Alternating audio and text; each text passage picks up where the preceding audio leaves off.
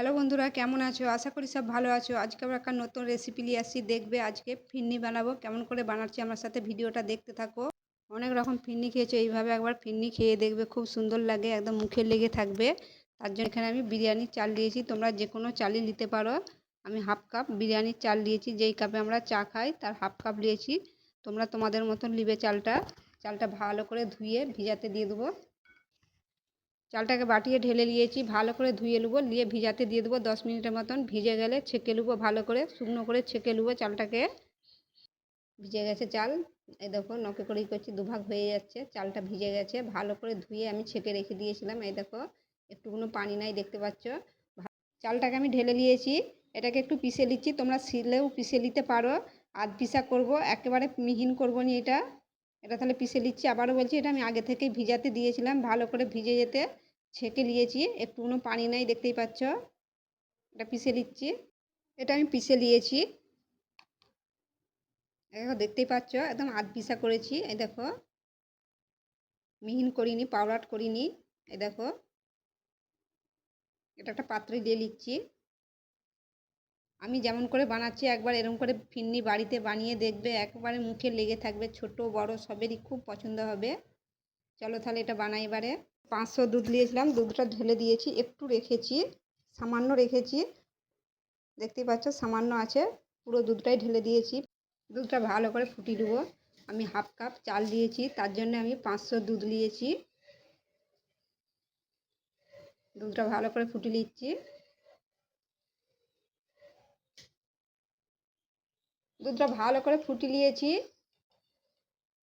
আর একটু এবারে কেশর দিয়ে দিচ্ছি সামান্য, কালার হওয়ার জন্যে।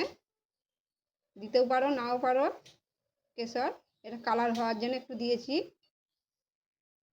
কেশর দিয়ে ভালো করে দুধটা ফুটিয়ে নিয়েছি। তোমাদের কাছে কেশর থাকলে দিবে, না থাকলে না দিবে।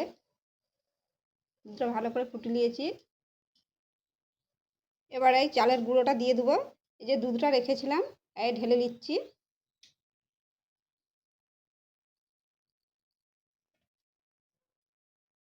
এটা একটু ভালো করে মিক্স করে নিচ্ছি। দুধটা ঢেলে, চালের গুঁড়োটাই দুধটা ঢেলে দিয়েছি, দিয়ে একটু মিক্স করে নিচ্ছি। আমি পুরো 500 দুধই দিয়েছি। এটা আবার একটু একটু করে ঢেলে দেবো চালের গুঁড়োটা দুধে।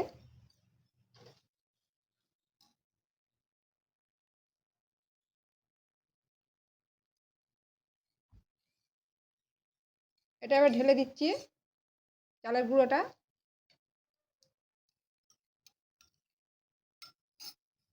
দিয়ে এটা আস্তে আস্তে লাড়তে হবে, নাহলে নিচে বসে যাবে।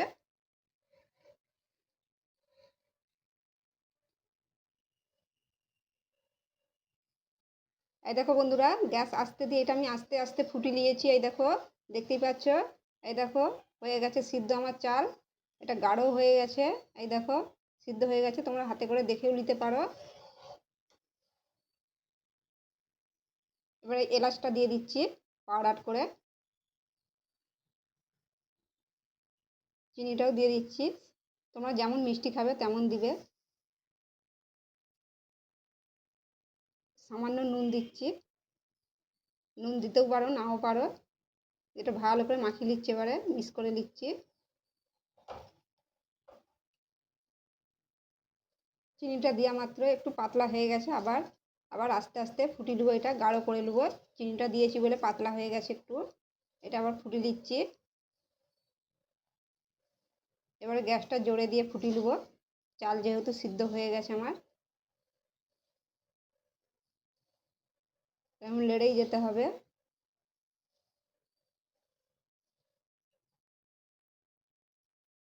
এই দেখো, চিনিটা দিয়ে আবার ভালো করে ফুটিয়ে নিয়েছি, দেখতেই পাচ্ছ। এই দেখো হয়ে গেছে আমার, এটা রেডি। এই দেখো,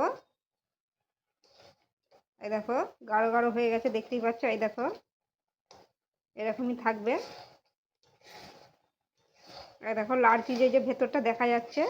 লাস্টে একটু কেওড়া পানি দিয়ে দিচ্ছি, যাকে কেওড়া জল বলে। দিয়ে দিচ্ছি 1 চামচ, 1 চামচ দিচ্ছি। ভালো করে এটা নেড়ে দিচ্ছি আবার। কেওড়া জল দিয়ে ভালো করে লাড়ি দিয়েছি, মাখিয়ে নিয়েছি। এটা হয়ে গেছে, নামিয়ে নিচ্ছি এবারে। এটা একটু ঠান্ডা হতে দিচ্ছি। এটা একটু ঠান্ডা করেছি, খুব ঠান্ডা করিনি। তোমরা এবার এটা ঢেলে দিতে পারো, যাই খুশি বসাতে পারো। এটা দইয়ের বাটিতেও বসাতে পারো, এমনি বাটিতেও বসাতে পারো।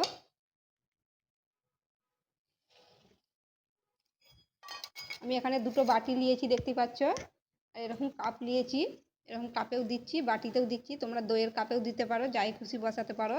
আগে বাটিগুলোই ঢেলে নিচ্ছি, একটু একটু করে ঢেলে নিচ্ছি। এই দেখো আমি ঢেলে নিয়েছি, গরম গরমই ঢেলে নিয়েছি। একটু ঠান্ডা হতে দেবো, তারপরে ফ্রিজে রাখবো। গরম গরম ঢেলে নিয়েছি, এই দেখো বাটিতেও দিয়েছি আর কাপেও দিয়েছি। এগুলো ঠান্ডা হয়ে গেছে, এবার 10 মিনিটের মতন ফ্রিজে রেখে দিচ্ছি। এই দেখো বন্ধুরা, 10 মিনিট ফ্রিজে রেখেছিলাম। এই দেখো কত সুন্দর বসে গেছে, এই দেখো দেখতেই পাচ্ছ। এই দেখো, এই দেখো কত সুন্দর হয়েছে, কালারটাও খুব সুন্দর লাগছে। উপর দিয়ে একটু বাদাম কুচো দিয়ে দিচ্ছি, তোমরা দিতেও পারো নাও পারো, ভালো লাগার জন্য দিচ্ছি। আমি ভাল লাগবে বলে একটু বাদাম কুচো দিয়েছি। এই দেখো কত সুন্দর হয়েছে, দেখতেই পাচ্ছ। এই দেখো এরকম করে দেখো কত সুন্দর লাগছে, দেখতেই পাচ্ছ। এরকম করে বাড়িতে একবার বানিয়ে দেখবে, খুব সুন্দর লাগে। ছোট বড় সবেরই খুব পছন্দ হবে। রেসিপি যদি ভালো লাগে লাইকও করে দিবে, শেয়ারও করে দিবে। আবার অন্য ভিডিওর সাথে দেখা হবে। সবাই ভালো থাকবে।